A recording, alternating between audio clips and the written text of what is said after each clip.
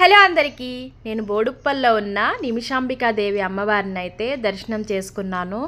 So ఇక్కడ ఏంటంటే బ్రహ్మోత్సవాలు జరుగుతున్నాయంట 16, 17, 18 తారీఖున. సో అందుకే అమ్మవారిని దర్శనం చేసుకుందామని చెప్పి వెళ్ళాను. సో ఇది మనకి బోడుప్పల్ పెంటారెడ్డి కాలనీలో అయితే ఉంటుందన్నమాట. సో అమ్మవారికి బ్రహ్మోత్సవాలు జరుగుతున్నాయి కదా, అందుకే జనం అయితే చాలా ఎక్కువ మంది వచ్చారనమాట. సో ఇక్కడ మనం ఏదన్నా కోరుకుని 16 ప్రదక్షిణాలు చేస్తే 21 నిమిషంలో కానీ 21 రోజుల్లో కానీ ఖచ్చితంగా కోరిక తీరుతుందంట. సో బ్రహ్మోత్సవాల కారణంగా అమ్మవారిని బంగారు చీరతో అలంకరణ చేశారు. అలాగే ఈ అమ్మవారి గుళ్ళో మనకి చాలా చిన్న చిన్న ఆలయాలు కూడా ఉన్నాయన్నమాట.